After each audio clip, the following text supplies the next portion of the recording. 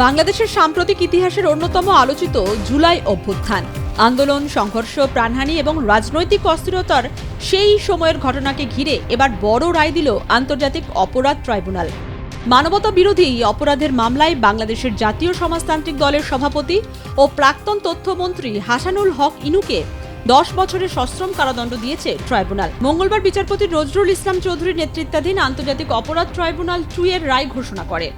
আদালত ইনুর বিরুদ্ধে আনা 8টি অভিযোগের মধ্যে 3টি অভিযোগ প্রমাণিত হয়েছে বলে জানায়। এই 3টি অভিযোগের প্রতিটিতে তাকে 10 বছর সশ্রম কারাদণ্ড দেওয়া হয়েছে। পাশাপাশি 2টি অভিযোগে 1 লক্ষ টাকা করে মোট 2 লক্ষ টাকা অর্থদণ্ডও করা হয়েছে। যদিও আদালতের নির্দেশ অনুযায়ী সাজাগুলি একই সঙ্গে কার্যকর হবে, ফলে আইনগতভাবে তাকে মোট 10 বছরের কারাদণ্ড ভোগ করতে হবে।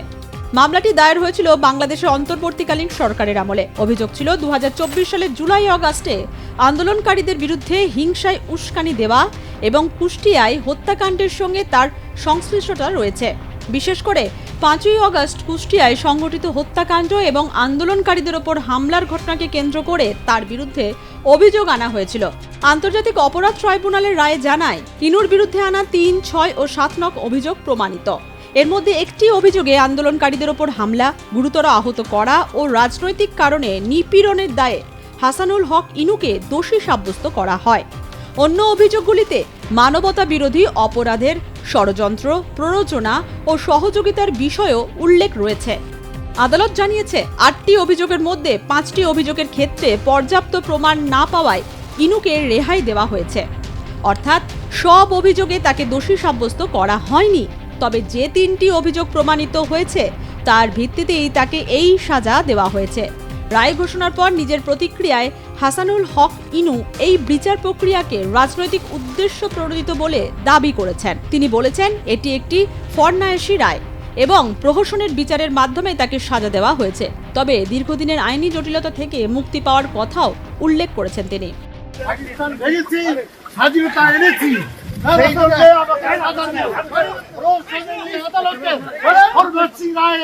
আমি নিন্দা করি, আরেকবার ফরমায়েশি রায়ে আমাকে সাজা দেওয়া হলো। এইটা আমি মনে করি আদালত জয় বাংলা, জয় বাংলা।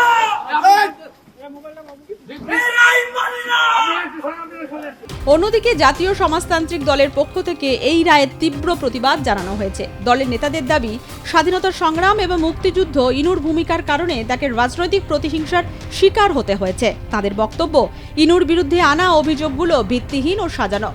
রায়ের প্রতিবাদে জাতীয় সমাজতান্ত্রিক দলের নেতা, কর্মী ও সমর্থকরা মিছিল করেন। দলের পক্ষ থেকে বলা হয়েছে, আদালতে এই সিদ্ধান্তের বিরুদ্ধে তারা রাজনৈতিক ও আইনগতভাবে নিজেদের অবস্থান তুলে ধরবে। হাসানুল হক ইনু বাংলাদেশের রাজনীতিতে দীর্ঘদিনের পরিচিত মুখ। মুক্তিযুদ্ধে অংশগ্রহণকারী এই নেতা পরবর্তীতে জাতীয় সমাজতান্ত্রিক দলের নেতৃত্বে গুরুত্বপূর্ণ ভূমিকা পালন করেন। তিনি আওয়ামী লীগ নেতৃত্বাধীন সরকারের সময় তথ্যমন্ত্রীর দায়িত্ব পালন করেছিলেন। বাংলাদেশের রাজনৈতিক অঙ্গনে তাকে অনেক সময় ভারত ঘনিষ্ঠ রাজনীতিক হিসেবে উল্লেখ করা হয়েছে। ফলে বর্তমান রাজনৈতিক পরিস্থিতিতে তার বিরুদ্ধে মামলা ও সাজা নিয়ে রাজনৈতিক মহলে নানা আলোচনা তৈরি হয়েছে। অনেকের মতে, এই রায় শুধু একটি ব্যক্তির বিচার নয়, বরং বাংলাদেশের সাম্প্রতিক রাজনৈতিক সংঘাত, ক্ষমতার পালাবদল ও অতীতের ঘটনাগুলির বিচার প্রক্রিয়ার অংশ। ইনুর সমর্থকেরা যেখানে এটিকে রাজনৈতিক প্রতিহিংসা হিসেবে দেখছেন, সেখানে অভিযোগকারীরা বলছেন, জুলাই অভ্যুত্থানের সময় সংগঠিত সহিংসার জন্য দায়ীদের জবাবদিহি আওতায় আনা জরুরি।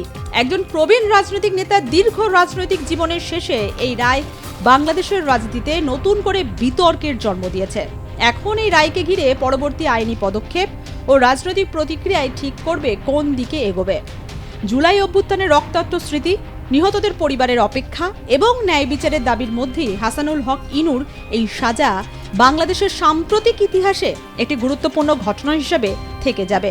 তবে সময় বলবে, এই বিচার মানুষের কাছে ন্যায় বিচারের প্রতীক হয়ে উঠবে কিনা।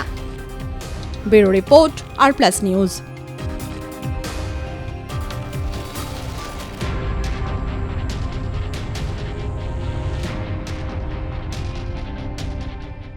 কিরে, তোর বেশ র্যাশ হয়েছে দেখছি। হ্যাঁ রে, কি করবো বলতো, র্যাশগুলো কিছুতেই কমছে না। অনেক কিছু ইউজ করলাম তবুও কমছে না। আমার মনে হয় তোকে কোনো একজন ভালো ডার্মাটোলজিস্টের কাছে দেখানো উচিত। তুই ঠিক বলেছিস, কিন্তু কোনো ভালো ডার্মাটোলজিস্ট থাকলে একটু সাজেস্ট কর না প্লিজ। এই তোর তো একবার র্যাশ হয়েছিল না, তুই কোথায় দেখিয়েছিলিস? তুই একবার গৌরীদেবী হসপিটালসে দেখাতে পারিস, ওখানে ভালো এক্সপিরিয়েন্স ডার্মাটোলজিস্ট আছে। আমারও সেম প্রবলেম হয়েছিল, এখন ওখানে ট্রিটমেন্ট নিয়ে আমি এখন ঠিক আছি।